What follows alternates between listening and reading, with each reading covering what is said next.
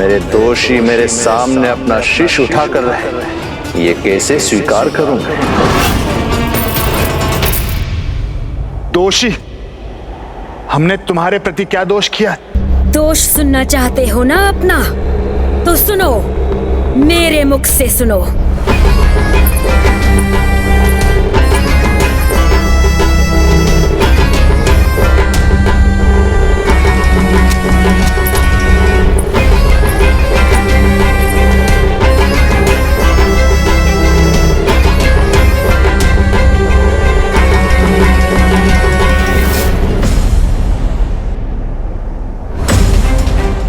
उठो मेरे आज्ञाकारी पुत्रों।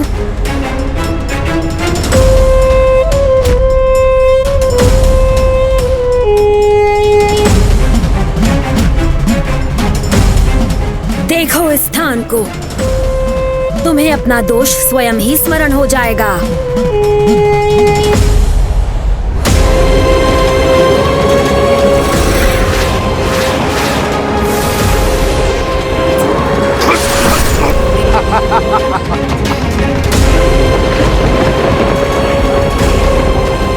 मेरे पिता का वध करने के पूर्व क्या कहा था तुम सबने? प्राण पखेरु का उड़ना तो अब निश्चित ही है। हमारा समय आ गया, तैयार हो जाओ असुर सम्राट, मृत्यु के पाश में बंधने के लिए।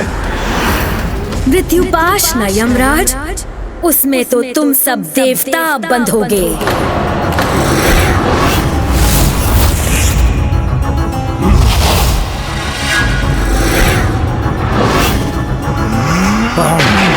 नहीं पुत्र, इतनी सरल मृत्यु नहीं।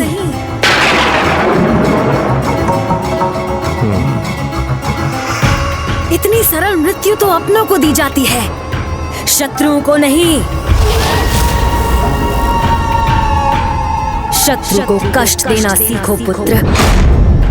एक ही वार के अंत से उसे कहाँ कष्ट होगा?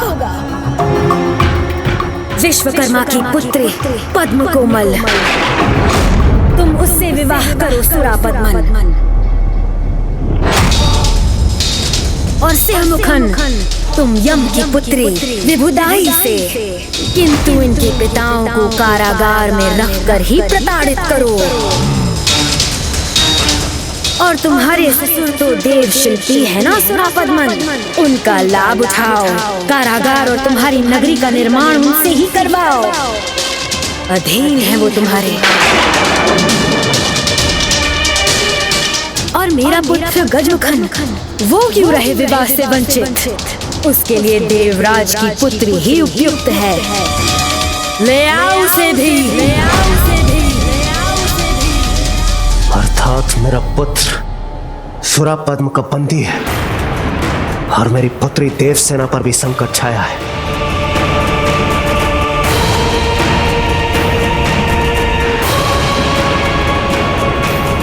जयंत ही नहीं, अग्निदेव, वायुदेव और वरुण देव भी उसके बंदी हैं।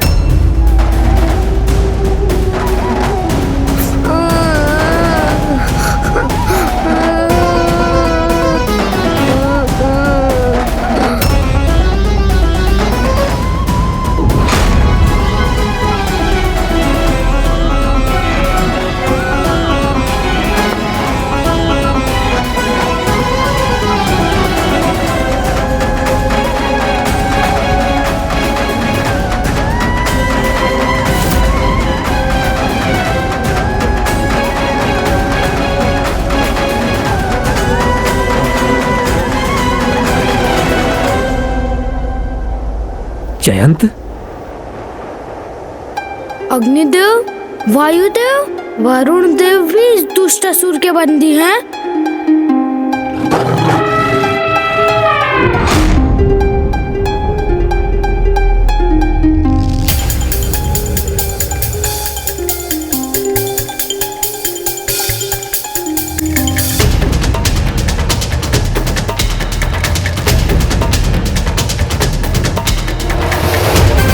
स्वागत है मेरे नवीन सेवकों।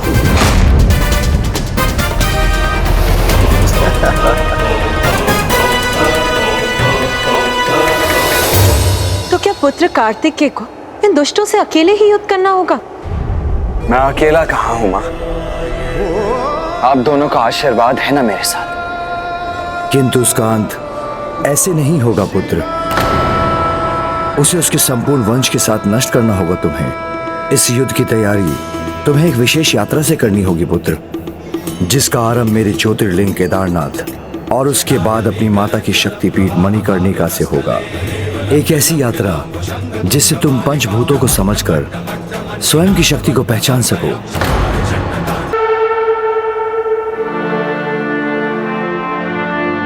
पुत्र, इस यात्रा में मेरा आशीष प्रत्यक्ष रूप में तुम्हारे साथ रहेगा।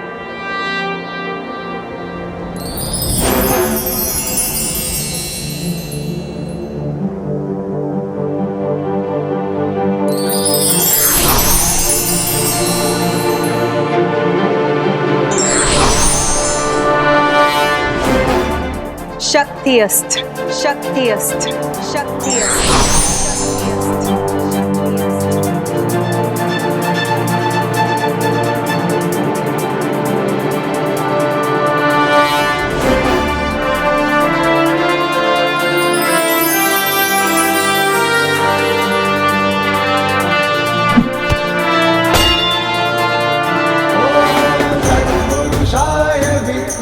देव सेनापति कुमार कार्तिकेय की, देव सेनापति कुमार कार्तिकेय की जय, देव सेनापति कुमार कार्तिकेय की, देव सेनापति कुमार कार्तिकेय की।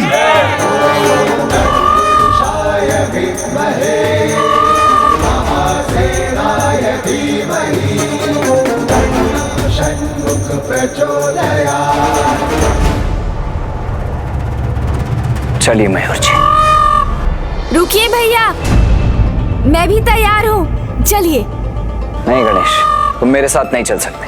किंतु क्यों भैया? मैं आपको इस संकट का सामना अकेले नहीं करने देना चाहता। यदि ऐसा है तो फिर अकेले ही सारी बात तुम स्वयं तक ही क्यों रखना चाहते हो गणेश? मुझे बताते क्यों नहीं? ओह, तो भैया चाहते हैं कि मैं विवाह से जुड़ा भेद अभी उन्हें बता दूं, जिससे वो तुरंत विवाह के प्रस्ताव को अस्वीकार कर दे। जो सत्य है उसे बताने में इतना संकोच क्यों गणेश? मैं अंतिम बार पूछ रहा हूँ गणेश, शीघ्र कहो, वहां इंद्रपुत्र जयंत संकट में है। वो भैया। आप क्या करेंगे चतुर गणेश जी? वो वास्तव में मैं विवाद नहीं कर सकता अभी। विवाद का समय नहीं है। मुझे साथ ले चलिए भैया।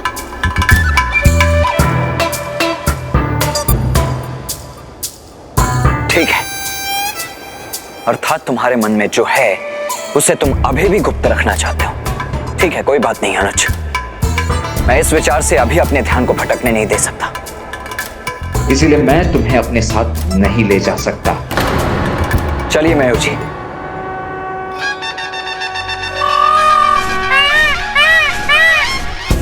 आपका अनुज आपकी आज्ञा का पालन करेगा भैया।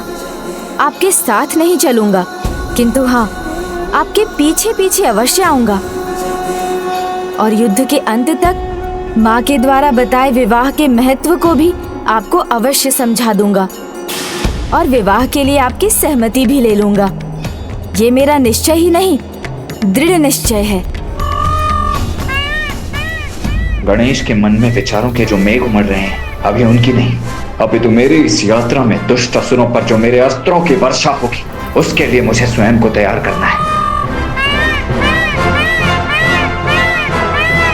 कुमार कार्तिकेय,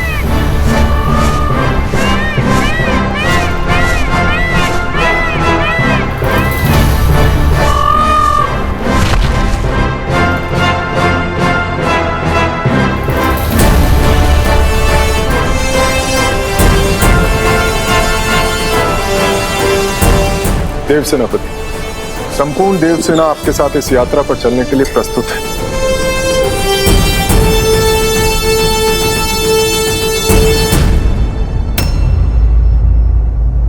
देवराज, अब अपनी चिंता त्याग दीजिए, चिंता मुक्त हो जाइए, क्योंकि अब किसी भी क्षण आपका पुत्र जयंत अन्य देवताओं के साथ आप सभी के साथ होगा। देव सेनापति कुमार कार्तिकेय, मुझे आपकी शक्ति और सामर्थ्य पर पूर्ण विश्वास है, किंतु याद नहीं वो दुष्ट उन्हें कैसे कैसे कष्ट देकर प्रताड़ित कर रहा होगा, कैसे कैसे अत्याचार उन्हें सहने पड़ रहे होंगे।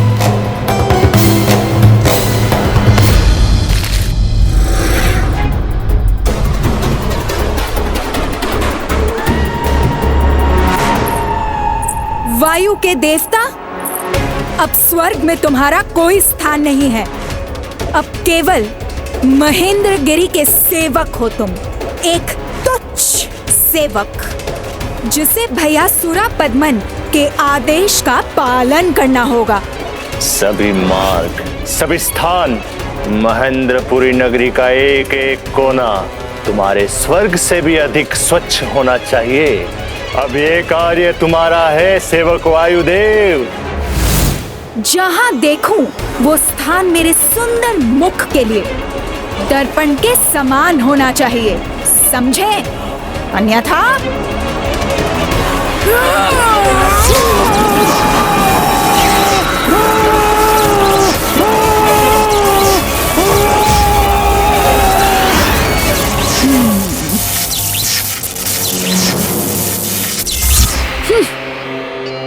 चलो अब अपना कार्य करो।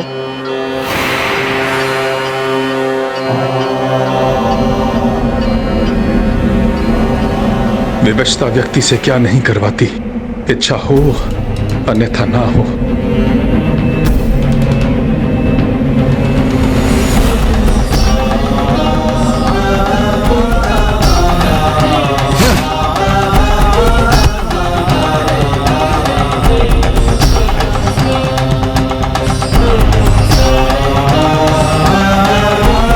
तो सेवक वरुण देव, अब सदा अपना कर्तव्य स्मरण रखना तुम। अनावश्यक जल का बहाव ना हो, कोई भी पात्र और फुहार जल से रिक्त ना हो। और हाँ, मेरे नगर के सभी मार्ग धोने का कार्य भी अब तुम्हारा है सेवक वरुण देव।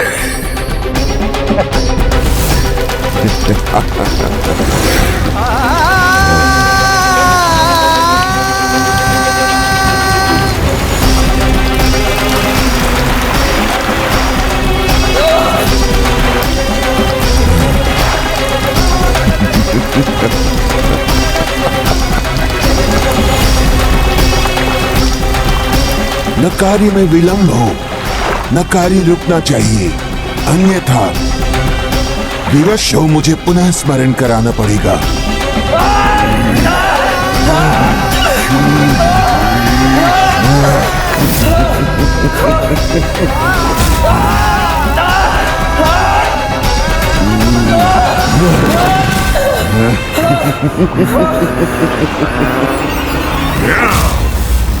क्यों स्मरण नहीं है तो भी करा देता हूं।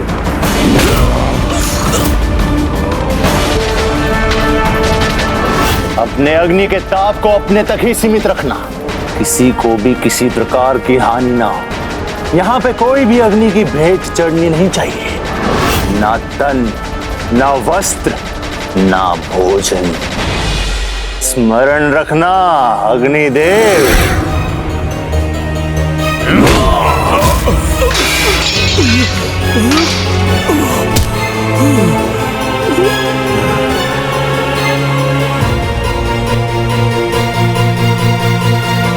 तो चलो उठो, पकाना आरंभ करो।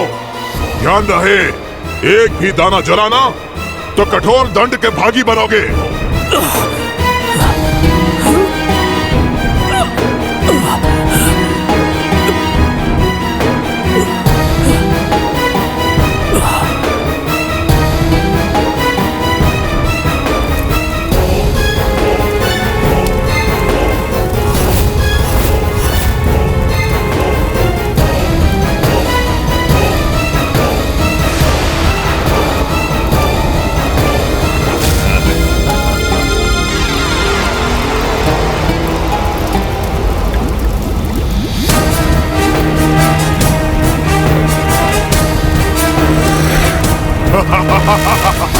उत्तम, अति उत्तम।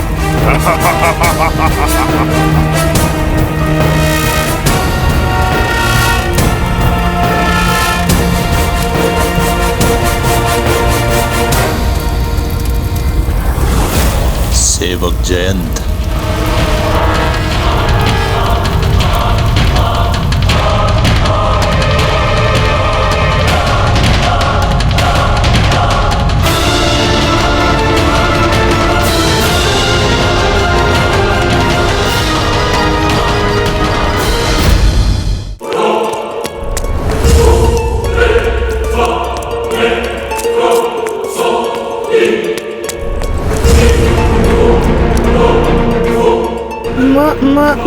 महाराज।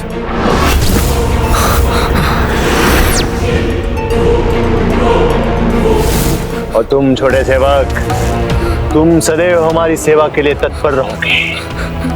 सबकी सेवा और गुणगान दोनों साथ साथ होना चाहिए, ध्यान रखना। क्षमा महाराज, क्षमा।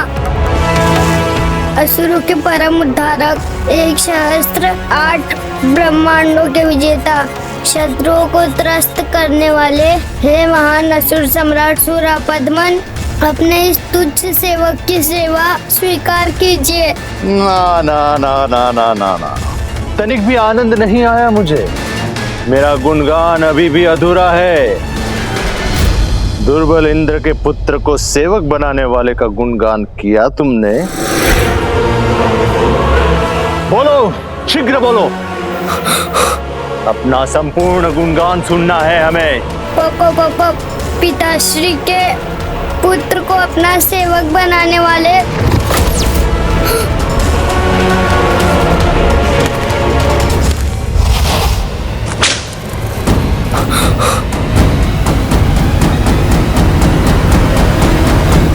पिताश्री नहीं, दुर्बल इंद्र को। अब तुम किसी के पुत्र नहीं, मात्र और मात्र हमारे सेवक हो। सुना नहीं तुमने? असुरों के परम उद्धारक, 1 सहस्त्र 8 ब्रह्मांडों के विजेता, असहाय देवताओं को पराजित करने वाले, दुर्बल इंद्र के पुत्र को अपना सेवक बनाने वाले, हे महानतम असुर सम्राट, मेरी सेवा स्वीकार कीजिए। इंद्र का पुत्र मेरा सेवक। आनंद ही आनंद, सर्वत्र आनंद। महाराज, महाराज, महाराज, महाराज, प्रणाम महाराज। महाराज, वो देवराज इंद्र यहाँ बढ़ा आ रहा है।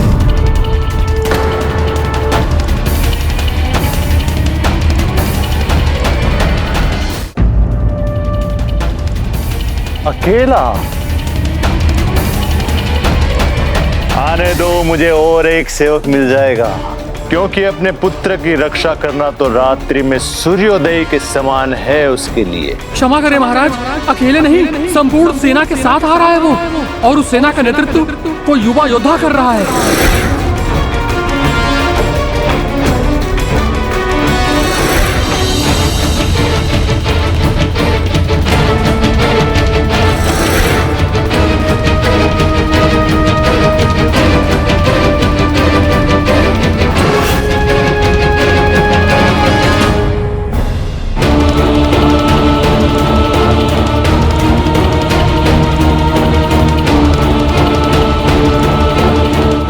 तुच्छ सेवक, क्यों मूर्खता कर रहा है? क्यों मुस्कुरा के मेरे दंड का भागी बनना चाहता है तू? महाराज, आप तो बस आनंद कीजिए। तुच्छ देवताओं की तुच्छ सेना के लिए तो हमारे सेनापति और हमारी सेना ही पर्याप्त होगी।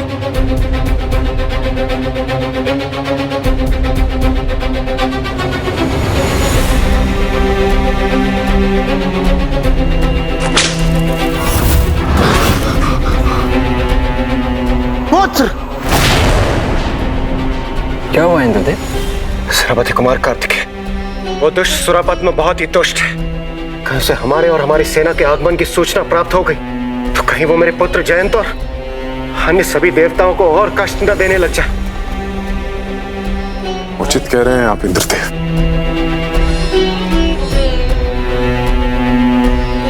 उस दुष्ट को हमारे आने की सूचना तो मिल ही गई होगी। और वो हमें रोकने के लिए किसे भेजेगा ये हमें ज्ञात नहीं। प्रणाम देव ऋषि। नारायण नारायण। जहां तक मैं उस दुष्ट को समझता हूँ, गजमुख को ही कार्य देगा, वो उसे ही भेजेगा, अन्य किसी को नहीं। गजमुख? हाँ हाँ, गजमुख, महान सेना नायक, जिसे देख युद्ध भूलकर पैसे कांप उठेगी ये देव सेना। स्वयं नारायण को पराजित करने वाला गजमुख। गजमुख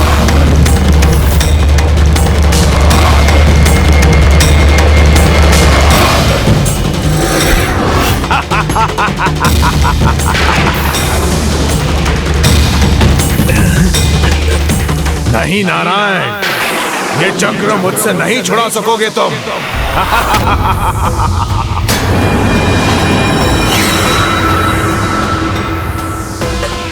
कौन है ये असाधारण असुर जिनके हाथ से सुदर्शन स्वयं को मुक्त नहीं करवा पा रहा? ऐसी असीम शक्ति दे कि हमें कोई भी अस्त्र शस्त्र पराजित नहीं कर सके। मात्र आपका पुत्र, जिसका जन्म केवल आपके ही अंश से हुआ हो और उसमें उसकी माता का कोई भी भूमिका ना हो, वही हमें पराजित कर सके। अर्थात ये वही है जिनका अंत महादेव पुत्र कुमार कार्तिकेय के हाथों नियत है।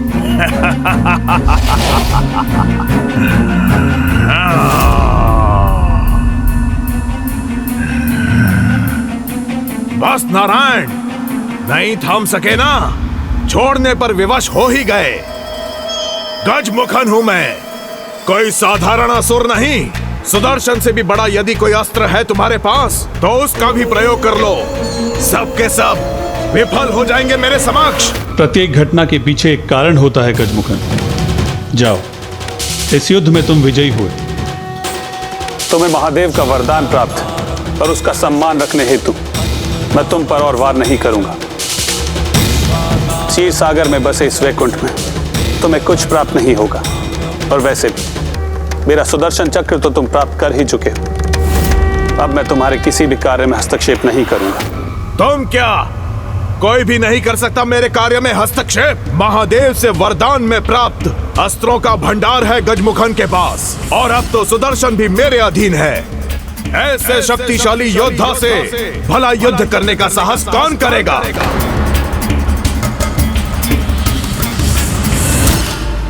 दम शक्ति का, यह अहंकार अभिमान का कभी लाभ नहीं देता, सदैव हानि ही देता है। और अधर्म के लिए प्रयोग की गई शक्ति तो सदैव हानि ही देती है। अवश्य ही कोई महादेव के समान शक्तिशाली आएगा जो तुम्हारे दम के साथ साथ तुम्हारा भी अंत करेगा। ऐसी गीदड़ भभकियों से हमें भयभीत नहीं कर सकते तुम। ऐसा कोई नहीं है, यदि है तो उसका परिचय दो। बताओ कौन है वो? तुम तीनों का अंत। तुम तीनों का अंत। हम तीनों का अंत असंभव है।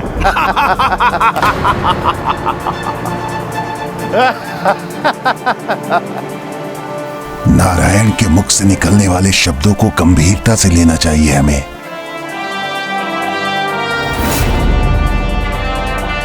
अवश्य ही कोई महादेव के समान शक्तिशाली आएगा जो तुम्हारे दम के साथ साथ तुम्हारा भी अंत करेगा। तुम तीनों का अंत। यदि ये शिव के समान शक्तिशाली वही है जिसके बारे में नारायण ने कहा था, तो मुझे कोई असावधानी नहीं करनी चाहिए।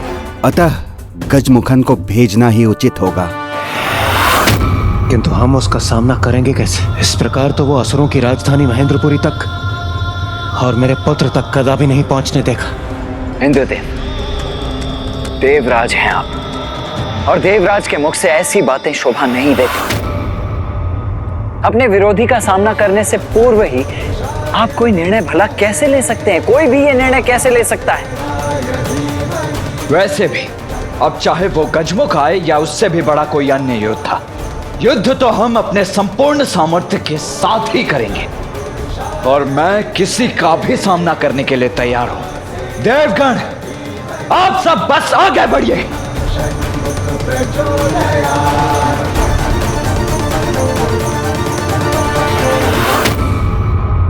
महाराज का आदेश है कि आपको युद्ध के लिए अभी प्रस्थान करना होगा। देखा, मैं तुम पर अपना समय व्यर्थ कर रहा था। अब इस आदेश का पालन करने में मुझे बहुत आनंद आएगा। कदाचित इंद्र अपनी ढाल बनाकर किसी को ला रहा है, लेकिन उससे उलझने से पहले मैं ये तो जांच लूं कि वो बालक और उसकी टोली मुझसे युद्ध करने के योग्य है भी कि नहीं।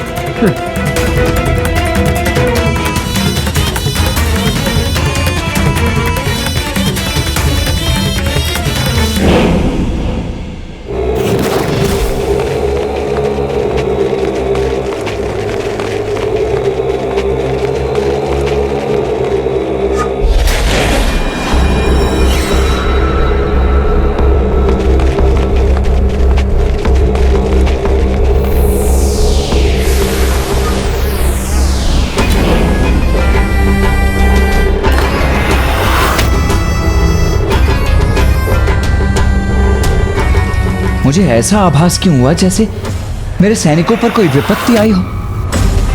क्या हुआ देव सेनापति?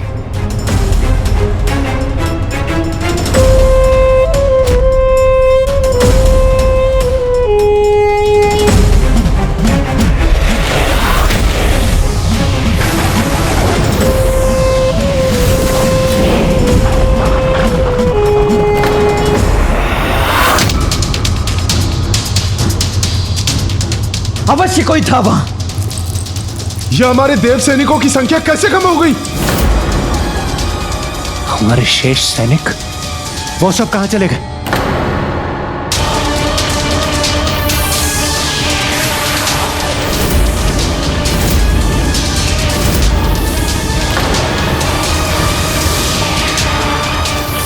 ये क्या था? कौन था ये जो हमारे सैनिकों को निगल गया?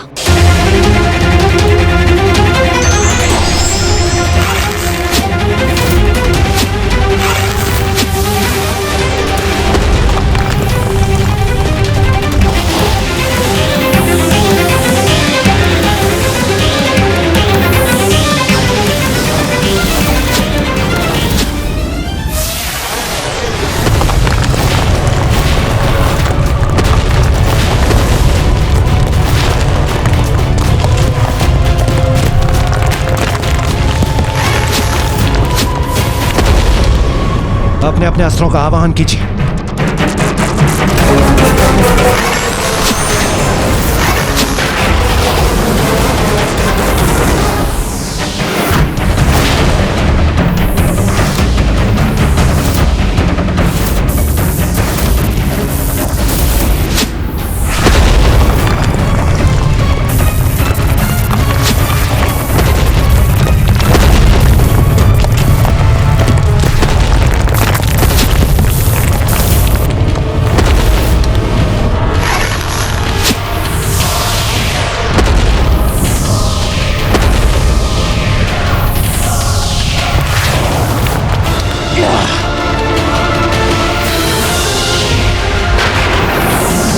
रक्षा कीजिए देव सेनापति,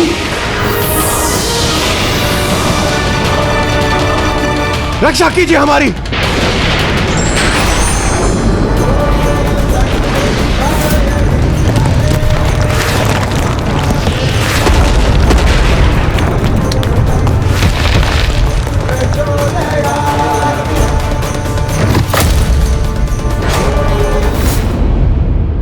हम सुरक्षित हैं। इस दुष्ट के बंधन से मुक्त कराने के लिए आपको कोटि कोटि धन्यवाद देव सेनापति।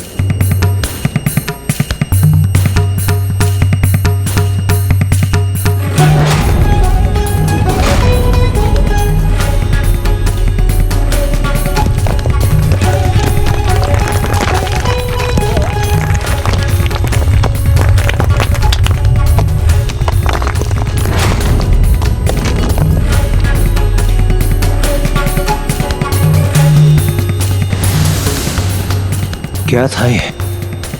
किस असुर का शीश है ये? प्रभु, ये किस असुर का शीश था? हाँ?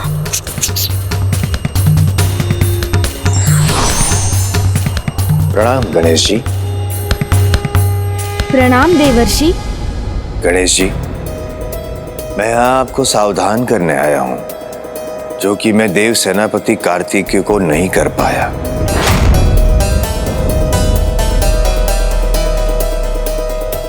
क्रोंच पर्वत, यहीं से आरंभ होता है क्रोंच पर्वत की श्रृंखला का। इसीलिए आपको अत्यंत सतर्क रहना होगा गणेश जी। क्रोंच? हाँ प्रथम पूज्य, क्रोंच पर्वत था नहीं, असुर था वो, दुष्ट असुर, जिसने अपने सहयोगी के साथ मिलकर ऋषि मुनियों को आतंकित किया था। और ऐसे ही एक समय में उसका सामना हुआ ऋषि अगस्त्य से। ऋषि अगस्त्य उस दुष्ट पर भारी पड़े, इतने भारी कि अगस्त्य ऋषि मुनि के श्राप से वो क्रोंच पर्वत बन गया। मैं तुम्हें श्राप देता हूँ, जिस प्रकार अनेकों ऋषियों को अपना भोजन बनाकर तुमने उनका अंत किया और पाषाण हृदय से उनका उपहास किया, उसी प्रकार तुम्हारा शरीर भी पाषाण का हो जाए। और उस असुर दुष्ट क्रोंच के जितने भी सहयोगी थे, वो इस पर्वत की श्रृंखला बन गए। किंतु जब गजमुख को इस क्रोंच पर्वत का परिचय प्राप्त हुआ तो उन्होंने इसे मायावी शक्ति प्रदान कर दी।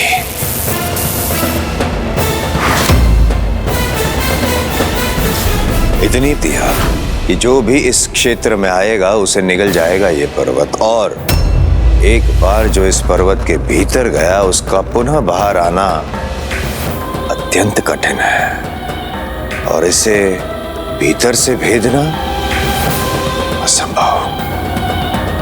इसे केवल बाहर से ही भेदा जा सकता है, और इस संपूर्ण श्रृंखला में सर्वाधिक भयंकर है और विशालकाय भी ये स्वयं क्रोंच पर्वत।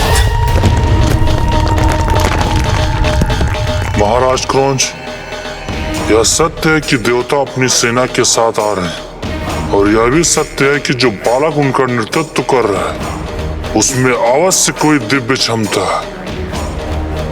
उसकी सेना को निगलकर हमने बंदी बना लिया था। आप मुझ पर विश्वास कीजिए, वो वास्तव में दिव्य है। लज्जा नहीं आती तुम्हें? तुमने महानतम योद्धा गजमुख के समक्ष असफल कर दिया।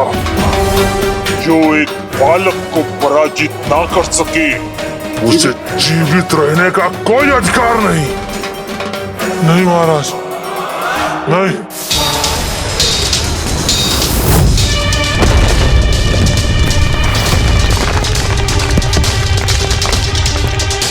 मुझे क्षमा करें महाबली गजमुख, मुझे अपनी सेना भेजकर नहीं, मुझे स्वयं जाकर उसका वध करना चाहिए था।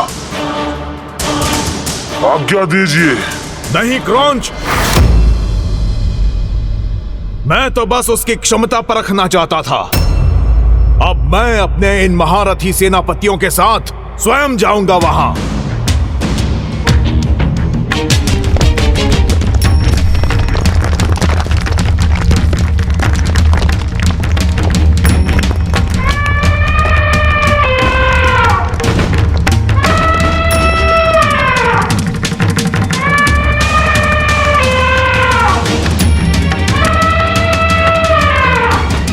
गजमुख तो अपनी संपूर्ण असुर सेना के साथ यहीं आ रहा है, किंतु हमारी सेना तो शेष नहीं रही। इस प्रकार हम इन असंख्य योद्धाओं का सामना कैसे करेंगे? देवगण, मेरे पिताश्री ने मुझे अटूट विश्वास के साथ यहाँ भेजा है, और मैं उनके विश्वास को कदापि भंग होने नहीं दूंगा। इसीलिए मैं वो सब करूंगा जो मेरे कार्य को संपन्न करने के लिए आवश्यक है। फिर भले ही उसके लिए मुझे सृष्टि के सबसे शक्तिशाली योद्धाओं से युद्ध ही क्यों ना करना पड़े। मेरा तो क्या, ये तो मेरी सेना और सेनापतियों का सामना भी नहीं कर पाएंगे।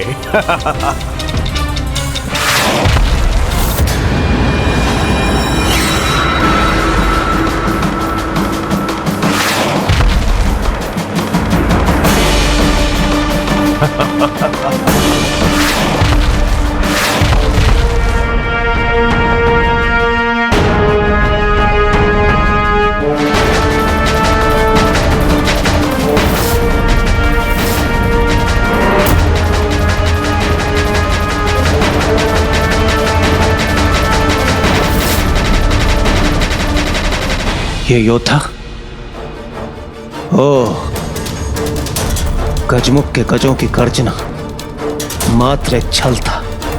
अपनी सेना के स्थान पर इन योद्धाओं को यहां भेजकर उसने ये मान लिया कि हमें इन योद्धाओं के आगमन की अपेक्षा कदापि नहीं रहेगी। तो धर्मानुसार हम इस क्षण उसी का सामना करेंगे जो हमारे समक्ष है।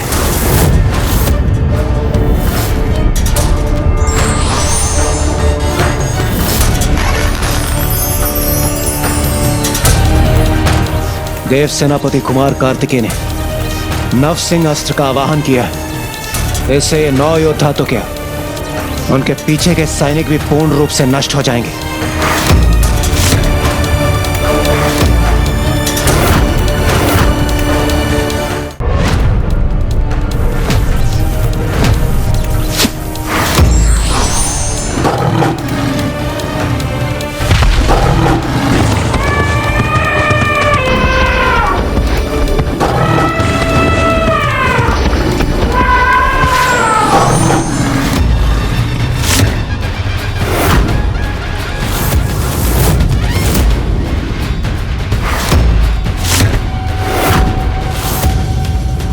गणेश, तुम यहाँ क्या कर रहे हो?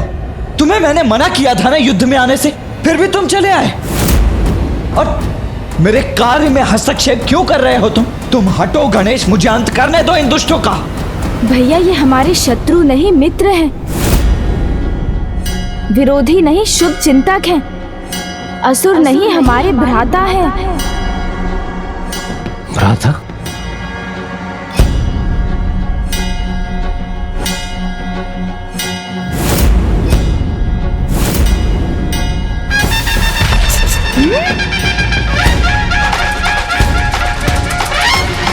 हाँ भैया, ये 9 योद्धा हमारे भ्राता हैं। किंतु ये कैसे संभव है अनुज? संभव है भैया, किंतु मैं समझ गया। मुझे आपको संपूर्ण कथा सुनानी होगी, तभी आपको विश्वास होगा। ये बात उस समय की है जब मुझे लगा कि जब मेरे माता पिता स्वयं नृत्य कला के जन्मदाता हैं, तो मेरे लिए नृत्य करना क्या कठिन होगा। किंतु ये मेरी भूल थी।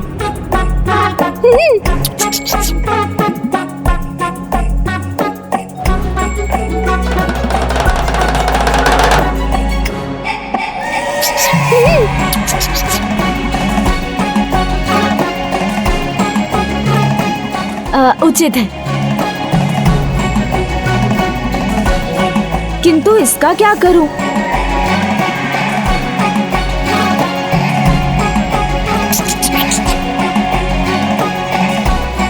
हाँ, ये उचित है।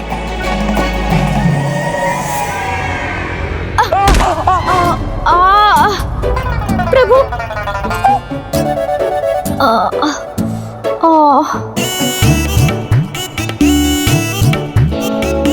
गणेश जी,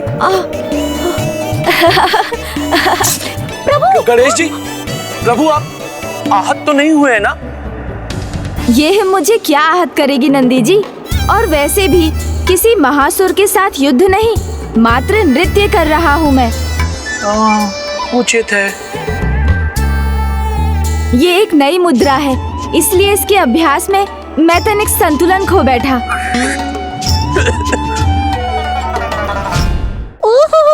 नृत्य था ये। आपको देखकर तो मैं इसका अनुमान ही नहीं लगा सकता था प्रभु। आप अनुमान नहीं लगा सकते मूषक जी, वो तो मेरे माता पिता महान नर्तक हैं, इसलिए मुझे भी नृत्य कला में बहुत रुचि है। इसलिए नृत्य कला क्या होती है मुझे ज्ञात है। देखिए, अभी आपको एक अन्य मुद्रा दिखाता हूँ।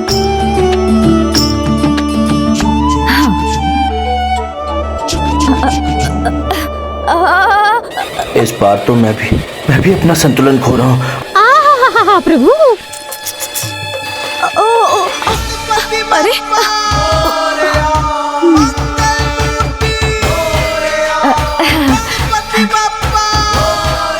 देखा देखा, कितनी अद्भुत नृत्य मुद्रा थी ना ये।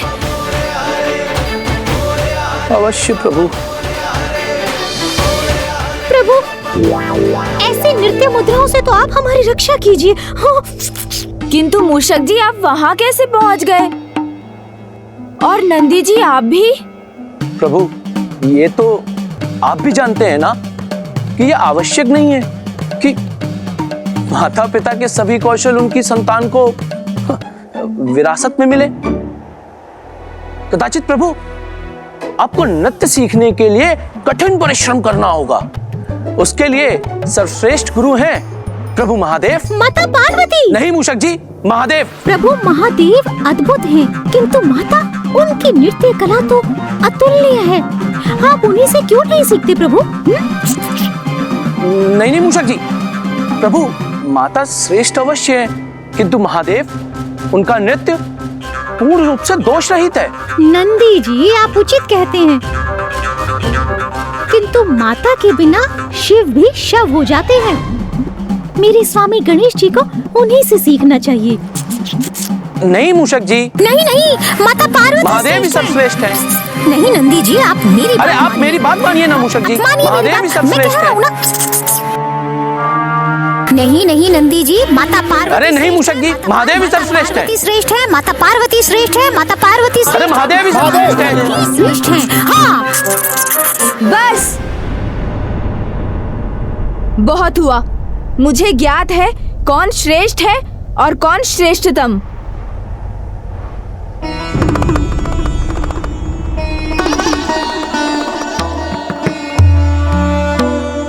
प्रणाम पिताश्री। प्रणाम माता। अच्छा पुत्र, मैं भी तो सुनूं। तुम्हारे अनुसार कौन सर्वश्रेष्ठ है? लो, मैंने तो मात्र विवाद से बचने के लिए ये कहा था, परंतु ऐसा लगता है कि एक बड़े नृत्य प्रतियोगिता जैसी स्थिति उत्पन्न हो गई है।